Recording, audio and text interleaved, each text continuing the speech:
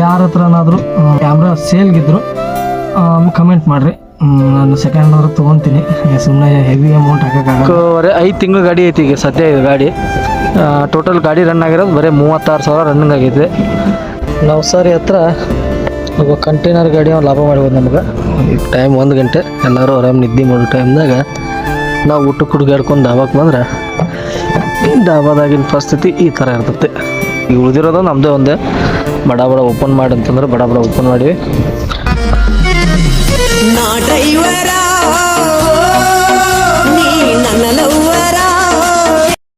ನಮಸ್ಕಾರ ಎಲ್ಲ ಸೌಕರ್ಯ ಮಂದಿಗೆ, ಎಲ್ಲರೂ ಹೆಂಗದಿರಿ? ಆರಾಮದಾರಿ ಅನ್ಕೊಂತೀನಿ. ಎಲ್ಲರಿಗೆ ಗುಡ್ ಮಾರ್ನಿಂಗ್. ಮತ್ತೊಂದು ಹೊಸ ವಿಡಿಯೋಗೆ ಎಲ್ಲರಿಗೆ ಸ್ವಾಗತ ಹೇಳ್ತಾ, ನಾನು ಇವತ್ತು ಹೊಂಟಿರೋದು ಶ್ಯಾಮಕೆರೆ ಮುರ್ಬಿ ಗುಜರಾತ್ ಹೊಂಟೀನಿ. ಅದು ಯಾಕದ ಈ ಗಾಡಿ ತೊಗೊಂಡು ಹೊಂಟೀನಿ. ಇದು ನನ್ನ ಫ್ರೆಂಡ್ ಗಾಡಿ, ಟಾಟಾ ಸಿಗ್ನಾ 4 ರಿಂದ 5 ತಿಂಗಳ ಗಾಡಿ, ಹೊಸ ಗಾಡಿ ಐತೆ. ಸದ್ಯ ಹೊಂಟಿರೋದು ಗುಜರಾತ್ಗೆ. ಇನ್ಸೈಡ್ ಕ್ಯಾಬಿನ್ ಈ ಥರ ಐತೆ. ಫೇಸ್ 2 ವರ್ಷನ್ದು ಸ್ಟೇರಿಂಗ್ ಇದೆ. ಮೊದಲಿನ ಸ್ಟೇರಿಂಗ್ ಈ ಥರ ಬರ್ತಿರಲಿಲ್ಲ. ನೋಡ್ಬೋದು ಕ್ಯಾಬಿನ್, AC ಕ್ಯಾಬಿನ್, ಡ್ಯಾಶ್ಬೋರ್ಡ್ ಗೀಶ್ಬೋರ್ಡ್ ಅದೇ ಥರ ಐತಿ. ಯಾವುದೇ ರೀತಿ ಚೇಂಜಸ್ ಆಗಿಲ್ಲ. ಸಣ್ಣ ಪುಟ್ಟ ಚೇಂಜಸ್ ಆಗ್ಯಾವ ಮೊದಲಿನಕಿನ್ನ. BS6 ಫೇಸ್ 2 ವರ್ಷನ್ ಒಳಗೆ ಫೇಸ್ 2 1 ಸ್ವಲ್ಪ ಚೇಂಜಸ್ ಆಗ್ಯಾವ. ಕ್ಯಾಬಿನ್ ಮಾತ್ರ ಮಸ್ತ್ ಐತೆ. ಹೊಸ ರೋಡಿಗೆ ಬಂದ್ಬಿಟ್ಟಿವಿ. ಈ ಥರ ಐತೆ ರೋಡ್. ನಾವು ಡೈಲಿ ಹೋಗೋ ರೋಡ್ ಆಗಿದ್ರೆ ಇಷ್ಟೊತ್ತಾಗಲಿ ಹೋಗಿಬಿಡ್ತಿದ್ವಿ. ಹೊಸ ರೋಡ್ ಆಗಿರೋದು ಇದೇ ಫಸ್ಟ್ ಬಂದಿದ್ದೀವಿ ರೋಡಿಗೆ. ರೋಡ್ ಮಾತ್ರ ಕೆಲಸ ನಡೆದೈತೆ ಅಲ್ಲೇಟ್ ಇಲ್ಲೇಟ್. ಮಹಾರಾಷ್ಟ್ರ ಹಣೆ ಬಾರ ಇಷ್ಟ ಯಾವಾಗಿದ್ರು. ಸೊಲ್ಲಾಪುರ ಸಿಟಿ ಎಂಟ್ರಿ ಆಗಿವಿ. ಎಲ್ಲಿ ಅಂತ ರಿಂಗ್ ರೋಡ್ ಹಿಡ್ಕೊಂಡು ಮೋಳ ಹೋಗ್ಬೇಕು. ಮೋಳ ಕರ್ಮಲ ಅದ ನಮ್ಮ ನಾರ್ಮಲ್ ರೆಗ್ಯುಲರ್ ಹೋಗೋ ರೂಟಿಗೆ ಹೋಗ್ಬೇಕು. ಬಟ್ ಇಲ್ಲಿ ಒಂದು ಸ್ವಲ್ಪ ಕನ್ಫ್ಯೂಸ್ ಆಗ್ಬೋದು, ಯಾಕಂದ್ರೆ ಬಂದೇ ಇಲ್ಲ ನಾ ಈ ಕಡೆ ಒಂದು ಈ ಕಡೆಯಿಂದ. ಇಲ್ಲಿಂದ ಮೋಳ ನೋಡ್ಬೇಕೀಗ. ಈ ಡೈರೆಕ್ಟ್ ಹೋದ್ರೆ 1 ಕಿಲೋಮೀಟ್ರದ ಸಿಟಿ ಆಗುತ್ತೆ, 2 ಕಿಲೋಮೀಟ್ರದಾಗ. ಈ ಅದ ಕನ್ಫ್ಯೂಸ್ ಆಗತ್ತೆ.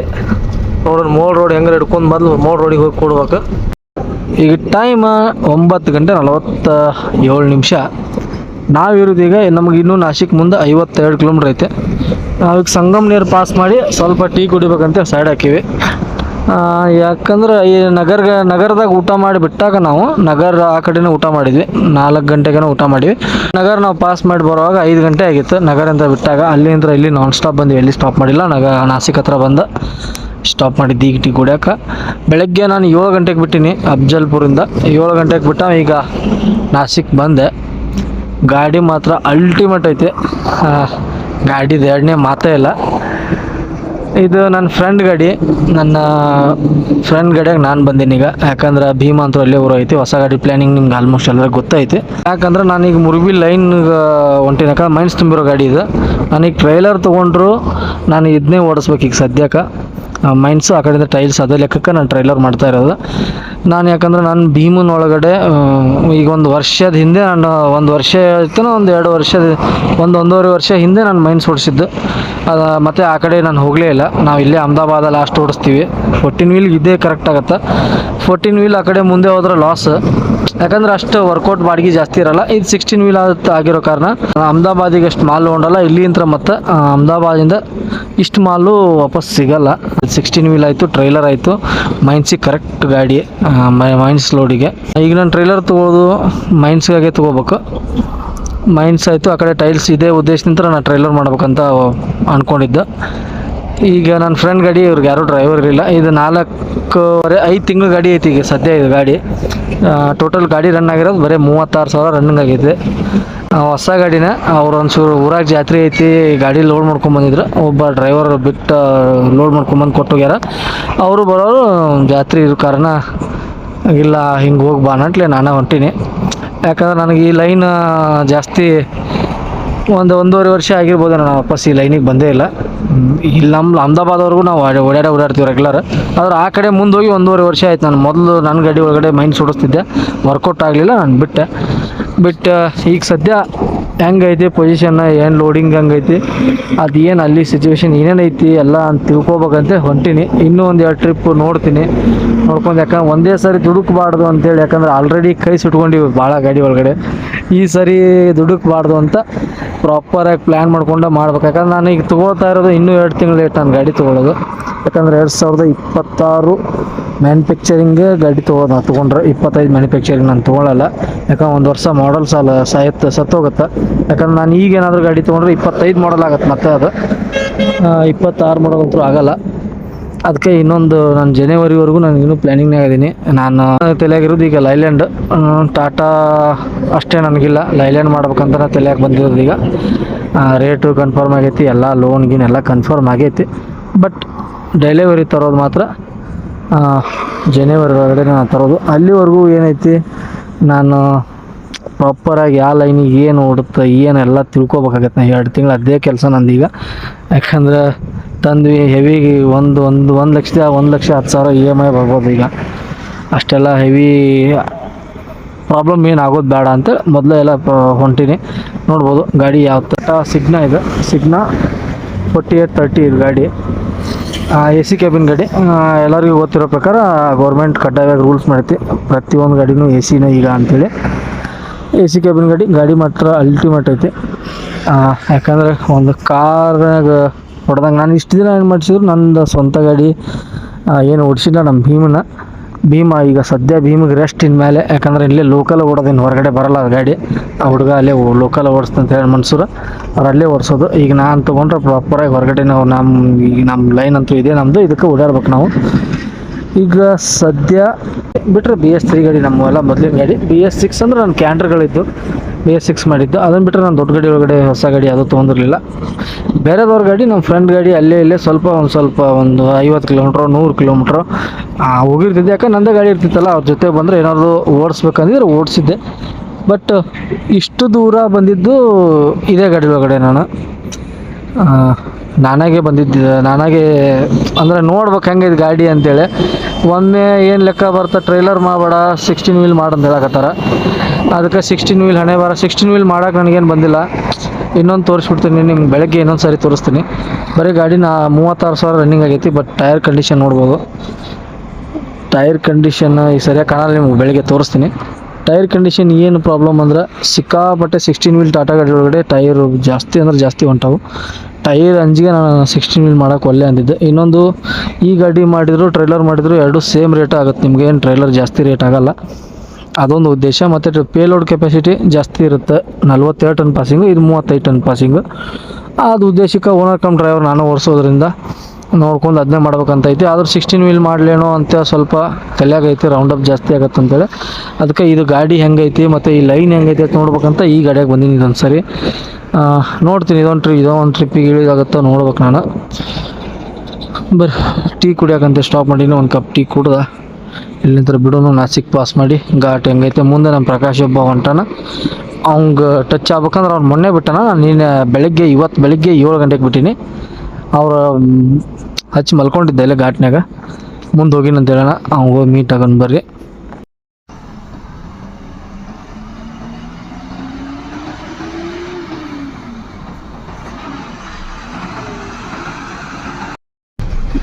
ನಾಸಿಕ್ ಸಿಟಿ ಎಂಟ್ರಿ ಆಗಿವೆ. ರೋಡ್ ಮಾತ್ರ ಪೂರ್ತಿ ಖಾಲಿ. ಯಾಕಂದ್ರೆ ಟೈಮ್ ಈಗ 11:30. ಇಷ್ಟು ಫ್ರೀ ಇರೋ ನಾಸಿಕ್ ಸಿಟಿ ಸನ್ನಿಧಾನ ನೋಡಿರಲಿಲ್ಲ. ಯಾಕಂದ್ರೆ ಫುಲ್ ರಶ್. ಯಾಕಂದ್ರೆ ಸಿಗ್ನಲ್ದಾಗ ಸಿಕ್ಕೋತಿದ್ವಿ, ಯಾವುದು ಸಿಗ್ನಲ್ ಸ್ಟಾರ್ಟ್ ಆಗಿಲ್ಲ. ಈಗ ಖಾಲಿ ಐತಿ. ಅಲ್ಲಿ ಹೋಗಿ 4ನೇ ಸಿಗ್ನಲ್ಗೆ ಟರ್ನ್ ಹೊಡಿಬೇಕು. ಈ ಟೈಮ್ 1 ಗಂಟೆ 2 ನಿಮಿಷ. ಈಗ ಬಂದ ಇಲ್ಲಿ ಡಾಬಾದಾಗ ಊಟ ಮಾಡಿದ್ವಿ. ಹೊಟ್ಟೆ ಹಸದ ಅಲ್ಲಿಂದ ಈ ಡಾಬಾದಾಗ ಬಂದು ಊಟಕ್ಕೆ ಸೈಡ್ ಹಾಕಿದ್ರೆ ಅದೇನು ತಿನ್ನೋಕ್ಕಾಗಲಿಲ್ಲಪ್ಪ. ಎಲ್ಲ ಹಂಗೆ ಬಿಟ್ಟು ಮತ್ತೊಂದು ಚಹಾ ಕೊಡ್ಬೇಕಂತ ಚಹಾ ಕುಡ್ದು ಅಲ್ಲಿಂದ ಬಿಡ್ಬೇಕು. ಹೊಟ್ಟೆ ಹಸದಾಗ ಕರೆಕ್ಟಾಗಿ ಎಲ್ಲಿ ನಮ್ಗೆ ಡಾಬಾ ಸಿಗಲ್ಲ. ಟೈಮ್ ಸಿಕ್ತು ಡಾಬಾ ಸಿಕ್ತು ಅಂತ ಬಂದಾಗ ಊಟ ಸರಿ ಸಿಗಲ್ಲ. ಟೈಮ್ 1 ಗಂಟೆ, ಎಲ್ಲರೂ ಆರಾಮ್ ನಿದ್ದೆ ಮಾಡೋ ಟೈಮ್ದಾಗ ನಾವು ಊಟಕ್ಕೆ ಹುಡುಗಾಡ್ಕೊಂಡು ಡಾಬಾಕ್ಕೆ ಬಂದ್ರೆ ಡಾಬಾದಾಗಿನ ಪರಿಸ್ಥಿತಿ ಈ ಥರ ಇರ್ತೈತೆ. ಒಂದೊಂದು ಕಡೆ ಅಂತೂ ಸುಮ್ಮನೆ ದುಡ್ಡು ಕೊಟ್ಟು 220 ರೂಪಾಯಿ ಬಿಲ್ ಮಾಡಿದೆ. ಒಂದೊಂದು ತಂದೂರಿ ರೊಟ್ಟಿ, ಒಂದು ಮಿಕ್ಸ್ ಬಾಜಿ ತೊಗೊಂಡಿದ್ವಿ, ಒಂದು ಹಾಫ್ ಮಸಾಲೆ ರೈಸ್. ಮಸಾಲೆ ರೈಸ್ ಅಂದರೂ ಒಂಥರ ವಾಸನೆ ಬರಬಿಟ್ಟಿತ್ತು. ಏನೂ ಮಾಡೋಕ್ಕಾಗಲ್ಲ, ಒಂದೊಂದು ಪರಿಸ್ಥಿತಿ ಹಂಗೆ ಐತಿ ಡ್ರೈವರ್ಗಳ ಲೈಫ್. ಬರ್ರಿ ಇಲ್ಲಿಂದ ಬಿಡೋನು. 1 ತಿಂಗಳಾಯ್ತು ಮನೆಯಾಗಿದ್ದೆ. ನಿದ್ದೆ ಅಂತೂ ಸಿಕ್ಕಾಪಟ್ಟೆ ನಿದ್ದೆ ಬರತೈತಿ ನೋಡ್ರಿ. ಇದ ಡಾಬಾ ಹೆಸರು ನಂಗೆ ಹಿಂದಿ ಓದಕ್ಕೆ ಬರಲ್ಲ. ಡಾಬಾ ಹೆಸರು ಏನೈತೆ ಅಂತ ಗೊತ್ತಿಲ್ಲ. ಸಿಕ್ಕಾಪಟ್ಟೆ ಬರತೈತಿ, ಯಾಕಂದ್ರೆ ಒಂದು ತಿಂಗಳಾಯ್ತು ಮನೆಯಾಗಿದ್ದ. ಗಾಡಿ ಸ್ಟಾರ್ಟ್ ಅಂತ ಮಾಡಿವಿ. ಗಾಡಿ ಇಲ್ಲಿಂದ ಹೊರಗಡೆ ತೆಗಿಯೋನು.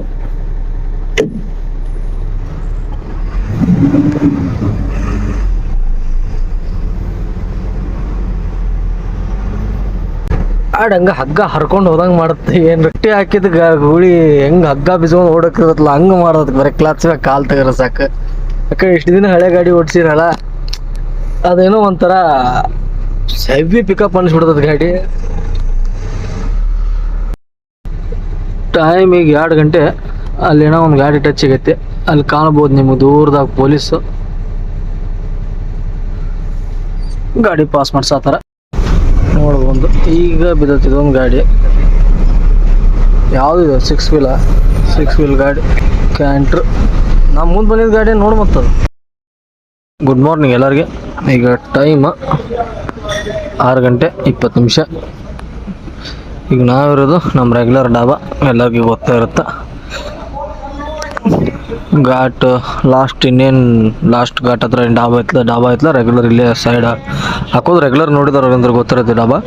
ಇಲ್ಲೇ ಡಾಬಾದ ಮುಂದೆ 4 ಗಂಟೆಗೇನೋ ಬಂದೆ. ಇಲ್ಲೇ 4 ಗಂಟೆಗೆ ಬಂದು ಸೈಡ್ ಹಾಕಿದೆ. ಸೈಡ್ ಹಾಕಿ ಒಂದು 2 ಅವರ್ ನಿಂತ್ಕೋಬೇಕಂತ ನಿಂತ್ಕೊಂಡ್ವಿ.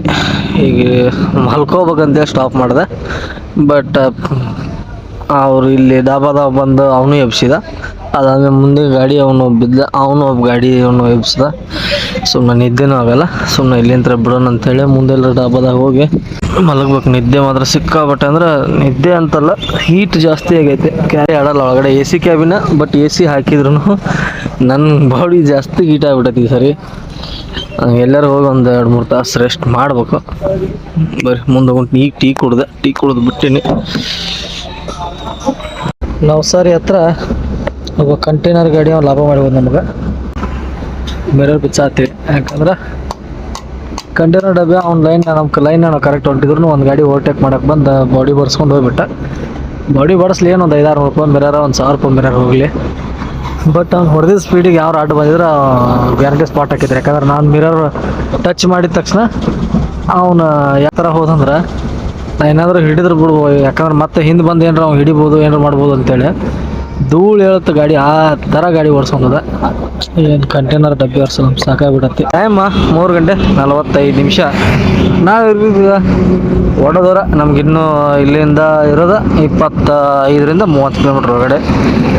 ಇಲ್ಲೇ ಹೈವೇದಾಗ ಸೈಡ್ ಹಾಕಿವಿ, ಯಾಕಂದ್ರೆ ಡೀಸೆಲ್ ಹಾಕೊಬೇಕು ಅದನ್ನು ಮಾಡಿರಲಿಲ್ಲ. ಈಗ ಡಾಬಾಕ್ಕೆ ಊಟಕ್ಕೆ ಹೋಗ್ಬೇಕಂತ ಡಾಬಾದ ಸೈಡ್ ಹಾಕಿವಿ. ಇಲ್ಲೇ ಇಷ್ಟೊತ್ತು ಗಾಡಿ ಇದ್ದು, ಅದಕ್ಕೆ ಇಲ್ಲೇ ರೋಡ್ ಮೇಲೆ ಜಾಗ ಇರೋಕೆ ಇಲ್ಲೇ ಹಾಕಿವಿ. ತೆಗೆದು ಗಾಡಿ ಒಳಗೆ ಹಾಕೋನು. ಇಲ್ಲೇ ನೋಡತ್ರ ಟ್ರೈಲರ್ ಅಶೋಕ್ ಲೇಲ್ಯಾಂಡ್ ಇದೆ, ಕ್ಯಾಪ್ಟನ್ ಕ್ಯಾಬಿನ್, ಬಟ್ ಎಲೆಕ್ಟ್ರಿಕ್ ಇದೆ.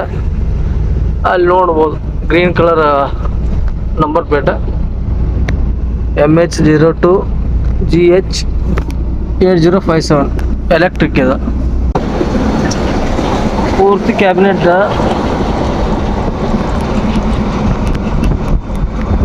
ಎಲೆಕ್ಟ್ರಿಕ್. ನಾನು ನೋಡಿದ ಫಸ್ಟ್ ಟೈಮ್ ಈ ಗಾಡಿ ಒಳಗಡೆ ಎಲೆಕ್ಟ್ರಿಕ್ ಇದ್ದಿದ್ದು.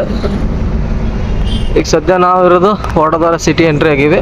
ಸ್ವಲ್ಪ ಅಲ್ಲಿ ಡಾಬಾದಾಗ ಸ್ವಲ್ಪ ಟೈಮ್ ಲೇಟ್ ಮಾಡಿಬಿಟ್ಟಿವಿ. ಅಲ್ಲಿಂದ ಸದ್ಯ ವಡೋದರ ಎಂಟ್ರಿ ಆಗಿವಿ. ಗುಡ್ ಮಾರ್ನಿಂಗ್ ಎಲ್ಲರಿಗೆ. ನಾವು ಈಗ ಇರೋದು ಅಂಜರ್ ಹತ್ರ ಅದೀವಿ. ನಮ್ಗೆ ಇಲ್ಲಿಂದ ಗಾಂಧಿಧಾಮ 40 ಕಿಲೋಮೀಟ್ರ್ ಆಗುತ್ತೆ. ಈಗ ಅಂಜರ್ ಹತ್ರ ಮುಂದೋಗಿ ಅಂಜರ್ ನೋಡ್ಬೋದು. ಹೈವೇದಾಗ ಅದೀನಿ, ಹೈವೇ. ಗಾಡಿ ಸುಮ್ಮನೆ ಸೈಡ್ ಹಾಕಿದೆ, ಟೀ ಕುಡಿಬೇಕಂತೇಳಿ ಟೀ ಕೊಡ್ದು ಇಲ್ಲಿಂದ ಬಿಡೋನು. ಇನ್ನು 20 ಕಿಲೋಮೀಟ್ರ್ ನಮ್ಗೆ ಅನ್ಲೋಡಿಂಗ್ ಪಾಯಿಂಟ್. ತುಂಬ ದಿನ ಆಗೈತಿ ಈ ಕಡೆ ಬಂದ, ಒಂದು 1.5 ವರ್ಷ ಮೇಲಾಗೈತನ. ನನ್ನ ಗಾಡಿ ಒಳಗಡೆ ನಾನು ಮೈನ್ಸ್ ಹೊಡೆಯುವಾಗ ಬಂದಿದ್ದು. ಒಂದು 3-4 ಟ್ರಿಪ್ಪು ಬಂದಿದ್ದು, ಆಮೇಲೆ ಬಂದೇ ಇಲ್ಲ ವಾಪಸ್. ಮತ್ತೆ ಬರೀ ಅಹಮದಾಬಾದ ಲಾಸ್ಟ್ ನಮ್ಮ ಟ್ರಿಪ್ ಆಗಿಬಿಟ್ಟಿತ್ತು. ವಾಪಸ್ಸು ಮೈನ್ಸ್ ಇವತ್ತು ಬಂದಿನಿ. ನಮ್ಮ 1-2 ಗಾಡಿ ದಾರಿಯಾಗ ಸಿಕ್ಕರು. ಇಷ್ಟೊತ್ತಕ್ಕೆ ಅವ್ರ ಜೊತೆ ಹರಟೆ ಹೊಡ್ಕೊಂಡು ನಾನು ಸ್ಟಾಪ್ ಬಂದೀನಿ. ಅಪ್ಲೋಡ್ ಮಾಡೋನು. ಅಲ್ಲೇನೋ ಪ್ರೊಸೆಸ್ ಭಾಳ ಅದಾವ ಅಂತ ಹೇಳ್ಯಾರ. ಆ ಫ್ಯಾಕ್ಟ್ರಿಗೆ ನಾನು ಹೋಗಿಲ್ಲ ಅನ್ಕೊತೀನಿ, ನೆನಪಿಲ್ಲ. ಅಲ್ಲಿ ಹೋಗಿ ನೋಡಿದ್ರೆ ಗೊತ್ತಾಗತ್ತದ ಫ್ಯಾಕ್ಟ್ರಿ ಹೋಗಿನೋ ಇಲ್ವೋ ಅಂತ. ಅಲ್ಲೇನೋ ಪ್ರೊಸೆಸ್ಸು ಮೆಸೇಜ್ ಬರಬೇಕು ಅನ್ಲೋಡಿಂಗು, ಅವಾಗ ಗಾಡಿ ಒಳಗಡೆ ತಗೋತಾವ ಅಂತ ಹೇಳ್ಯಾರ.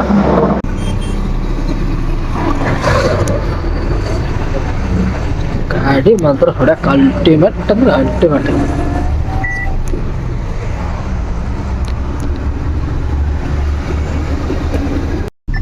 ಎಲ್ಲಿ ಹೋದ್ರು ನಾಯಿಗೆ ಹೋಗಂತ ಹೋಗ್ತಾರ. ಅಲ್ಲಿ ಕಾಣ್ಬೋದು ನೀವು ಮುಂದೆ.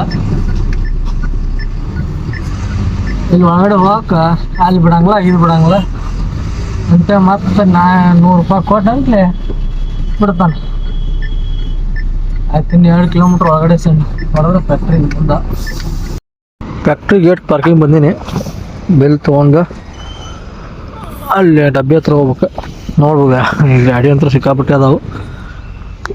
ನಮ್ಮ ಗಾಡಿ ಹೊರಗೆ ಅಂದ್ರೆ ಅದು ಫಸ್ಟಾಗಿ ಹೆಂಗೆ ಓಪನ್ ಆಗುತ್ತೆ, ಅದು ಓಪನ್ ಆದಾಗ ಒಳಗೆ ಬರೋದಂತ. ನಮ್ದು ಯಾಕೋ ಫಸ್ಟಾಗಿ ಓಪನ್ ಆಗ್ತಿಲ್ಲ ಅದು. ಅಂದರೆ ಮೈನ್ಸಿಂದ ಬೇರೆ ಟ್ಯಾಗ್ ಕೊಟ್ಟಿರ್ತಾರೆ, ಅದಕ್ಕೆ ಅಲ್ಲಿ ಹೋಗಿ ಚೆಕ್ ಮಾಡ್ಸ್ಕೊಂಬರೋಣ.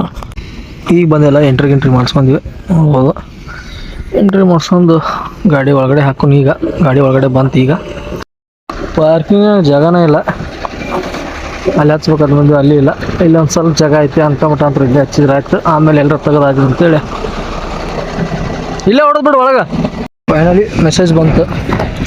ಗಾಡಿ ಒಳಗಡೆ ಹೋಗಕ್ಕೆ ಯಾರೂ ಇಲ್ಲ, ಸೆಕ್ಯೂರಿಟಿ ಏನೂ ಕರೆಯಲ್ಲ ಇಲ್ಲಿ. ನಮ್ಮ ನಂಬರ್ ಏನು ಕೊಟ್ಟಿರ್ತೀವಲ್ಲ ಅದಕ್ಕೆ ಅದು ಕಂಪ್ನಿಯಿಂದ ಒಂದು ಮೆಸೇಜ್ ಬರುತ್ತೆ. ಅದು ಮೆಸೇಜ್ ಬಂದ ತಕ್ಷಣ ಬಂದಿಲ್ಲ ತೋರಿಸಿದ್ರೆ ನಮ್ಮ ಬಿಲ್ ಏನು ಒಳಗಡೆ ಇಟ್ಕೊಂಡಿರ್ತಾರಲ್ಲ ಬಿಲ್ ಕೊಡ್ತಾರೆ.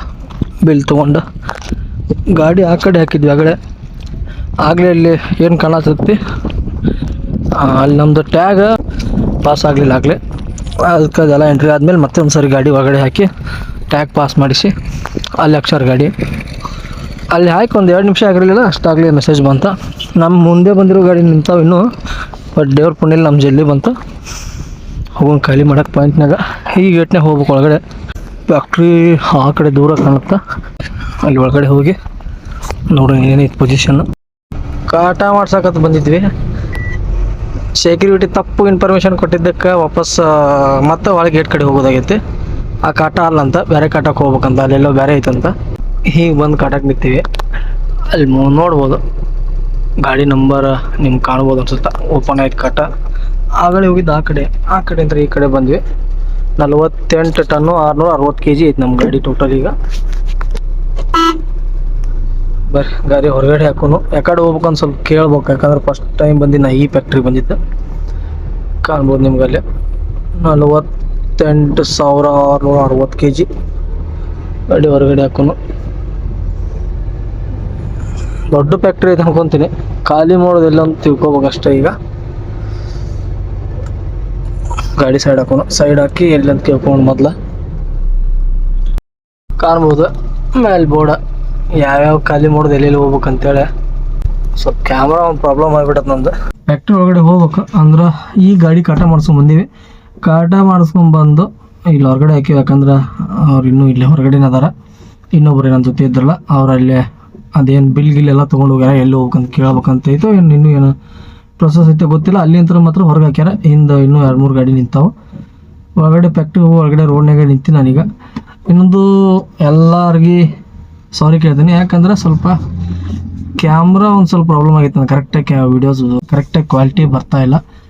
ಅದಕ್ಕೆ ಕ್ಯಾಮ್ರಾ ತೊಗೋಬೇಕಂತ ಯೋಚನೆ ಮಾಡಕತ್ತೀನಿ. ಆದರೆ ನನ್ನ ಕ್ಯಾಮ್ರಾದಾಗ ಅಷ್ಟು ಐಡಿಯಾ ಇಲ್ಲ ಇನ್ನೂವರೆಗೂ, ಯಾಕೆಂದ್ರೆ ನಾನು ಕ್ಯಾಮ್ರಾ ಯೂಸ್ ಮಾಡಲಿಲ್ಲ. ಅದಕ್ಕೆ ನನ್ನ ಕ್ಯಾಮ್ರಾದಾಗ ಅಷ್ಟು ಐಡಿಯಾನೂ ಇಲ್ಲ. ಯಾರಿಗಾರ ಕ್ಯಾಮ್ರಾದಾಗ ಐಡಿಯಾ ಇದ್ರೆ ಯಾವ ಕ್ಯಾಮ್ರಾ ತೊಗೊಂಡ್ರೆ ಸ್ವಲ್ಪ ಬಜೆಟ್ ಒಳಗಡೆ ಇರ್ಬೇಕು, ಜಾಸ್ತಿ ಹೈ ಲೆವೆಲ್ ಅಂತ ನಾನು ತೊಗೊಳಕ್ಕಾಗಲ್ಲ. ಈಗ ಹೇಳಾಕತ್ತೀನಿ, ಒಂದು iPhone 17 ತೊಗೋಬೇಕಂತ ನನ್ನ ಪ್ಲ್ಯಾನಿಂಗ್ ಇರೋದು. ಈಗ ಅಂದರೆ ಕ್ಯಾಮ್ರಾನು ಯೂಸ್ ಆಗುತ್ತೆ, ಯಾಕಂದ್ರೆ ಕ್ಯಾಮ್ರಾ ಚೆನ್ನಾಗಿರೋದ್ರಿಂದ ಈಗ iPhone 17 ತೊಗೋಬೇಕಂತ ನನ್ನ ವಿಚಾರ ಇರೋದು. ಅಥವಾ GoPro ಕ್ಯಾಮ್ರಾ ಆಗಲಿ, Insta 360 ಆಗಲಿ, ಎದ್ರಾಗ ಒಂದು ಯಾವ್ದಾದ್ರು ತೊಗೋಬೇಕಂತೈತೆ. ಬಟ್ ಅವು ಹೆಂಗೆ ವರ್ಕ್ ಮಾಡ್ತಾ ಅನ್ನೋದು ನನಗೆ ಗೊತ್ತಿಲ್ಲ. ಯಾವ ಕ್ಯಾಮ್ರಾ ಎದಕ್ಕೆ ಯಾವ ಪರ್ಪಸ್ಸಿಗೆ ಕರೆಕ್ಟ್ ಅಂತೇಳಿ ನಂಗೆ ಅಷ್ಟು ಐಡಿಯಾ ಇಲ್ಲ. ಇನ್ನು ಯಾವ GoPro ಬಿಟ್ಟರೆ Insta 360 ಈಗ ನನ್ನ ಮೈಂಡ್ ಒಳಗೆ ಇರೋದು. ಅಥವಾ iPhone 17 ಅಂದರೂ ಎಲ್ಲ ಥರ ಯೂಸ್ ಆಗುತ್ತೆ ನನಗೆ. 17 12 ಅಥವಾ ಗೋಪ್ರೋ ತೊಗೊಳ್ಳಿ ಅಂತ ಸ್ವಲ್ಪ ಯಾರಿಗೆ ಅದ್ರ ಬಗ್ಗೆ ಮಾಹಿತಿ ಐತಿ, ಯಾರು ಯೂಸ್ ಮಾಡಕತ್ತೀರಿ, ಯಾರು ಯೂಸ್ ಮಾಡಿರಿ, ಬಟ್ ಅದ್ರ ಬಗ್ಗೆ ನಿಮ್ಗೆ ಗೊತ್ತಿರೋರು ಸ್ವಲ್ಪ ಪ್ಲೀಸ್ ಕಮೆಂಟ್ ಮಾಡಿರಿ. ಯಾಕಂದ್ರೆ ಕ್ಯಾಮ್ರಾ ಕ್ವಾಲಿಟಿ ಎಲ್ಲರೂ ಹೇಳಕತ್ತಾರೆ, ಕ್ಯಾಮ್ರಾ ಕ್ವಾಲಿಟಿ ಇಂಪ್ರೂವ್ ಮಾಡ್ಕೊರಿ, ವಿಡಿಯೋ ಸ್ವಲ್ಪ ಕ್ಲಿಯರಿಟಿ ಬರ್ತಾ ಇಲ್ಲ ಅಂತ ಹೇಳಕತ್ತಾರೆ. ಬಟ್ ನಾನು ಮಾಡ್ತಾ ಇರೋದು ರಿಯಲ್ಮಿ ಮೊಬೈಲ್ ಒಳಗಡೆ. ಒಂದು ಸ್ವಲ್ಪ ಜನ ಕೇಳಿದ್ರೆ ಯಾವ ಮೊಬೈಲ್ದಾಗ ವಿಡಿಯೋ ಮಾಡಕತ್ತೀರಿ ಅಂತೇಳಿ. ನಾನು ಮಾಡ್ತಾ ಇರೋದು ರಿಯಲ್ಮಿ 11 Pro ನನ್ನ ಹತ್ರ ಇರೋದು ಫೋನು. ಆಲ್ರೆಡಿ 1 ವರ್ಷ 2 ವರ್ಷ ಆಗ್ಲಿಕ್ಕೆ ಬಂತದ್ದು ಫೋನ್. ಒಂದು ರೇಂಜಿಗೆ ಇದು ಕ್ಯಾಮ್ರಾ ಏನು ಅಷ್ಟೇನು ಹೇಳ್ಕೊಳಂಗಿಲ್ಲ. ಕ್ಯಾಮ್ರಾ ತೊಗೋಬೇಕು ಅಂದ್ಕೊಂಡೆ, ಇದು ತೊಗೊಂಡ್ರೆ ಸುಮ್ಮನೆ ಅದು ಇದನ್ನು ಯಾಕೆ ತೊಗೋಬೇಕು, ತೊಗೊಂಡ್ರೆ ಐಫೋನ್ ತೊಗೋಬೇಕಂತ. ಐಫೋನ್ ತೊಗೊಳಕ್ಕೆ ನನಗೇನು ಐಫೋನ್ ಮ್ಯಾಗ ನನಗೇನು ಅಷ್ಟೇನು ಮನಸ್ಸಿಲ್ಲ, ನನಗೆ ಯಾವತ್ತೂ ನಾನು ಅದನ್ನು ತಲೆಗೂ ಹಾಕೊಂಡಿಲ್ಲ. ಬಟ್ ಈ ಐಫೋನ್ ತೊಗೋಬೇಕಂತ ವಿಚಾರ ಮಾಡಿರೋದು ಬರೀ ವಿಡಿಯೋ ಚೆನ್ನಾಗಿ ಬರ್ತಾವೆ ಅಂತೇಳಿ, ಕ್ಯಾಮ್ರಾ ಕ್ಲಿಯರಿಟಿ ಆಯಿತು, ಅದಕ್ಕಾಗಿ ಐಫೋನ್ ತೊಗೊಳ್ಳೋದು ಲೆಕ್ಕದಾಗ ಇದ್ದೀನಿ. ನನಗೆ ಹತ್ರ ಇರೋದು 3 ಆಪ್ಷನ್. Insta360 ನನ್ನ ಮೈಂಡ್ಸೆಟ್ನಾಗ ಇರೋದು. ಅದು ಏನು ಪ್ರೈಸ್ ಅಂತ ನಾನು ಚೆಕ್ ಮಾಡಿದೆ, ಸ್ವಲ್ಪ ಎಲ್ಲ ಹೈ ಪ್ರೈಸ್ ಒಳಗೆ ತೋರ್ಸಕತ್ತಾವು. ಅದ್ರ ಸ್ವಲ್ಪ ಐಡಿಯಾ ಇದ್ದಾರೆ ಹೇಳ್ರಿ.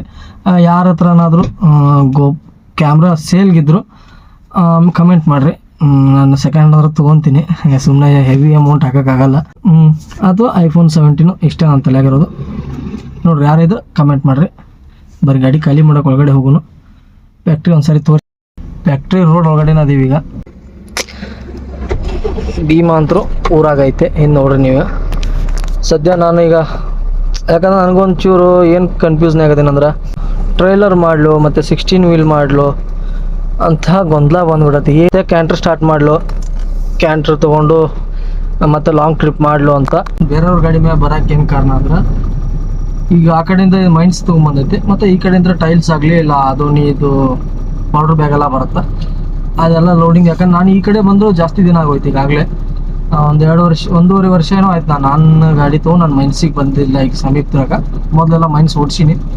ಅದಕ್ಕಾಗಿ ಈಗೇನು ಪ್ರೈಸ್ ಮೈನ್ಸ್ದು ಏನು ನಡೆಯುತ್ತೈತಿ, ಮತ್ತು ಈ ಕಡೆ ಹತ್ರ ಏನು ಲೋಡಿಂಗ್ ಹೊಂಟೈತಿ, ವಾಪಸ್ ಏನು ಬಾಡಿಗೆ ಹೊಂಟೈತಿ, ಎಷ್ಟು ಟ್ರಿಪ್ಪಿಗೆ ಉಳಿಯಾದತಿ ನೋಡಿಕೊಂಡು ಗಾಡಿ ಹಾಕ್ಬೇಕಂತ ವಿಚಾರ. ಟ್ರೈಲರ್, ಯಾಕಂದ್ರೆ ಟ್ರೈಲರ್ ತೊಗೊಂಡ್ರು ನಾನು ಇದೇ ಲೈನನ್ನು ಓಡಿಸ್ಬೇಕು. ಆಮೇಲೆ ಈ ಗಾಡಿ ಅಲ್ಲಿಂದ 16 ವೀಲ್ ಅಲ್ಲಿಂದ ತೊಗೊಂಬಂದಾಗ ಈಗ ಮತ್ತೆ 16 ವೀಲ್ ಹಾಕ್ಲಿಲ್ಲ ಅಂತೇಳಿ ತಲೆ ಬರತ್ತೈತಿ. ಒಂದೊಂದು ದಿನಕ್ಕೆ ಒಂದೊಂದು ಥರ ವಿಚಾರ ಬರಾಗತ್ತಾವು. ಏನು ಮಾಡಲಿ ಅಂತ ಸ್ವಲ್ಪ ಯೋಚನೆ ಮಾಡತ್ತೀನಿ. ಇನ್ನೂ ಯೋಚನೆ ಮಾಡೋದ್ರಾಗ ಐತೆ ಅಂತ. ಟ್ರೈಲರ್ ಆಲ್ರೆಡಿ ಡಿಸೈಡ್ ಆಗಿದ್ದು, ಮಾತ್ರ ಟ್ರೈಲರ್ ಡಿಸೈಡ್ ಆಗಿದ್ದು. ಬಟ್ ಒಂದು ಸರಿ ನೋಡಿದ್ರೆ ಸ್ವಲ್ಪ ಅದು ದಡಿಕೆ ಜಾಸ್ತಿ ಆಗುತ್ತೆ. ಇದು 16 ವೀಲ್ ಅಂದ್ರೆ ಆ ಥರ ಇಲ್ಲ, ಮತ್ತು ಹೆವಿ ಕಂಫರ್ಟ್ ಐತಿದ್ದು ಈ ಗಾಡಿ ಮಾತ್ರ. ಯಾಕಂದ್ರೆ ನಾನು ಅಲ್ಲಿಂದ ಓಡಿಸ್ಕೊಂಬಂದಿದ್ದು, ಯಾವುದೋ ಒಂದು ತೆಗ್ಗ ದಿನ್ನಿ ಒಳಗಡೆ ಎಷ್ಟು ಕಂಫರ್ಟ್ ಐತೆ ಅಂದ್ರೆ ಗಾಡಿ, ನೀರೇ ಹೋದಂಗೆ ಆಗುತ್ತೆ ಗಾಡಿ, ಅಷ್ಟೇ ಲೆವೆಲಿಗೆ ಮಸ್ತ್ ಐತಿ. ಇನ್ನೊಂದು ನಾನು ಹಳೆ ಗಾಡಿ ಓಡಿಸಿದ್ರೆ ಇಷ್ಟು ದಿನ ಅದಕ್ಕೇನು ಸ್ವಲ್ಪ ಹಂಗೆ ಅನಿಸ್ತಾ ಇರ್ಬೋದು. ಟ್ರೈಲರ್ ಆದ್ರೆ ಸ್ವಲ್ಪ ದಡಿಕೆ ಜಾಸ್ತಿ ಆಗುತ್ತೆ, ಟನ್ನೇಜ್ ಪಾಸಿಂಗ್ ಜಾಸ್ತಿ ಬರುತ್ತೆ, ಸೇಮ್ ಮೈಲೇಜ್ ಬರ್ಬೋದೇನೋ ನನ್ನ ಅಂದಾಜು. ನಮ್ಮ ಫ್ರೆಂಡ್ಸ್ ಹತ್ರ ಇರೋ ಗಾಡಿ ಎಲ್ಲ ನೋಡಿದ್ರೆ ಕನ್ಫ್ಯೂಸ್ ಆಗ್ಬಿಡತ್ತೆ. ನಾನು 16 ವೀಲ್ ಮಾಡಲು ಟ್ರೈಲರ್ ಮಾಡಿ ಬಿಟ್ರೆ, ಇನ್ನೊಂದು ಯಾವುದೋ ನಮ್ಮ ಫ್ರೆಂಡ್ ಒಂದು ವಿಚಾರ ಕೊಟ್ಬಿಟ್ಟ ತಲೆಯಾಗ. ಏನಂದ್ರೆ, ಗಾಡಿ ನಿಮ್ಗೆ ಸೌಂಡ್ ಕೇಳ್ತಾ ಇರ್ಬೋದು, ಯಾಕಂದ್ರೆ AC ಏನು ಮಾಡೀನಿ. ಯಾಕಂದ್ರೆ ಹೊರಗಡೆ ಧೂಳೊಂದು ಗಾಡಿ ಒಂದು ಭಾಳ ಓಡಾಡಕತ್ತಾವು, ಅದಕ್ಕಾಗಿ ಸೌಂಡ್ ಬರುತ್ತೆ ಅಂತೇಳಿ ಗಾಡಿ AC ಆನ್ ಮಾಡ್ಕೊಂಡು ಹೋಗ್ತೀನಿ. AC ಕ್ಯಾಬಿನ್ ಎಲ್ಲ ಯೂಸ್ ಮಾಡ್ಕೊತೀನಿ ಅಷ್ಟೇ. ಇನ್ನೊಂದು ಮತ್ತೆ ಒಂದು 13 ಟನ್ ಪಾಸಿಂಗ್ ಕ್ಯಾಂಟ್ರ್ ಮಾಡಲೇನೋ ಅಂತ ವಿಚಾರ ಮಾಡತ್ತೀನಿ. ಅಂದರೆ ಲಾಂಗ್ ಟ್ರಿಪ್ ಓಡಿಸ್ಬೇಕಂತ ಕ್ಯಾಂಟ್ರ್. ಅದು ಇದು ನಮ್ದು ಹೆಂಗೈತೆ ಅಂದ್ರೆ, ಈ ಗಾಡಿ ಟ್ರೈಲರ್ ಮಾಡಲಿ ನಾನು 16 ವೀಲ್ ಮಾಡಿದ್ರೆ ಮತ್ತೆ ನಮ್ಮ ಗುಜರಾತ್ಲೇ ನಾನು ಬರ್ಬೇಕು. ಯಾಕಂದ್ರೆ ನಮ್ಗೆ ಅಮೌಂಟ್ ಉಳಿಯೋದಂದ್ರೆ ಇದೇ ರೂಟ್ ನಮ್ಮದು, ಮತ್ತು ಇದ್ರಾಗ ಬರ್ಬೇಕಾಗತ್ತೆ. ಅಥವಾ ಕ್ಯಾಂಟ್ರ್ ಮಾಡಿ ಮೊದಲೆಲ್ಲ ನಮ್ಮ ಕ್ಯಾಂಟ್ರದಾಗ ಅವಾಗ ನಾನು ವೀಡಿಯೋಸ್ ಮಾಡ್ತಿರ್ಲಿಲ್ಲ, ವ್ಲಾಗ್ಸ್ ಮಾಡ್ತಿರ್ಲಿಲ್ಲ. ಅವಾಗೆಲ್ಲ ಎಲ್ಲ ಕಡೆ ಓಡಾಡೀನಿ. ವೆಸ್ಟ್ ಬೆಂಗಾಲ್ ಆಯಿತು, ಈ ಕಡೆ ರಾಮನಗರ, ಸುಮಾರು ಓಡಾಡೀನಿ.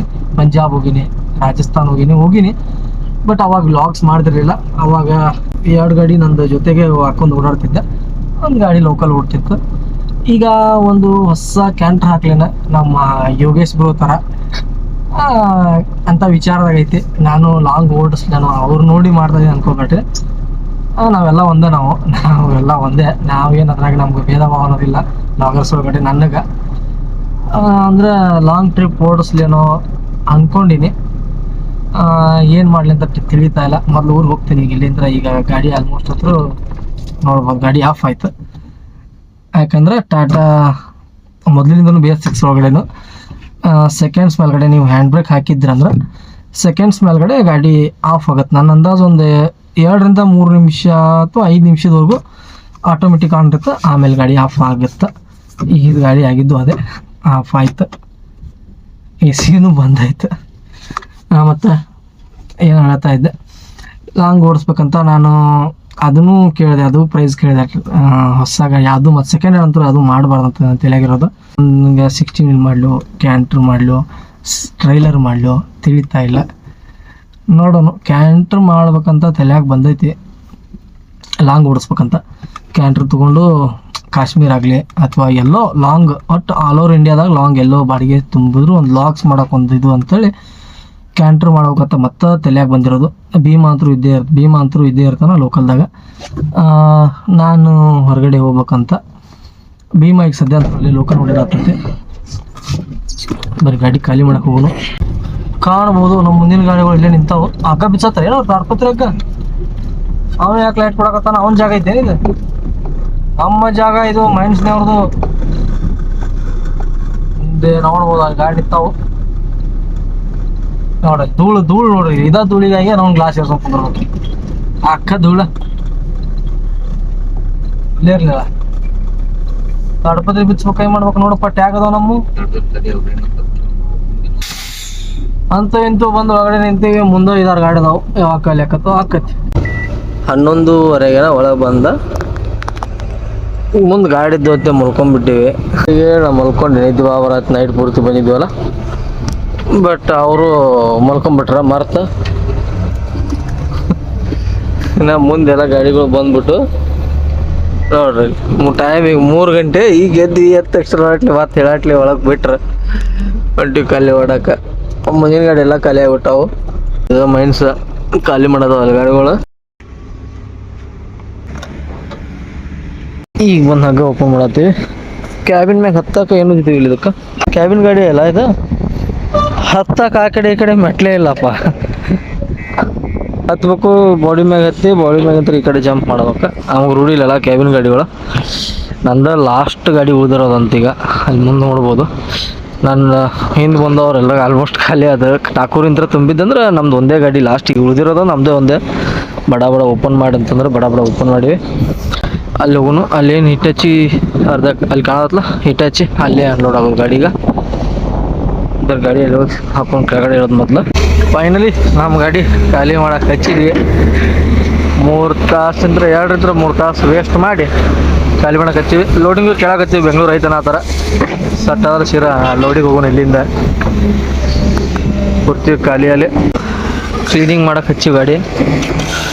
ಇದೊಂದು ಸ್ವಲ್ಪ ಮಾಲ್ ಉಳಿದ ಇಷ್ಟು. ಪುಣ್ಯಕ್ಕೆ ಜಾಸ್ತಿ ಮಾಲ್ ಉಳಿಸಿಲ್ಲ. ಬಟ್ ಅವ್ರು ಕ್ಲೀನಿಂಗು JCB ಅವರು ಎರಡೂ ಕೂಡ 200 ರೂಪಾಯಿನ ಅಂತಂದಾರೆ. ಅಷ್ಟು ತೊಗೊಂತಾರೆ ಎಲ್ಲ ಕಡೆನೂ. ಅವ್ರು ಕ್ಲೀನ್ ಮಾಡ್ತಾರೆ. ಲೋಡಿಂಗು ಕೇಳಕತ್ತೀವಿ ಆ ಕಡೆ ಈ ಕಡೆ.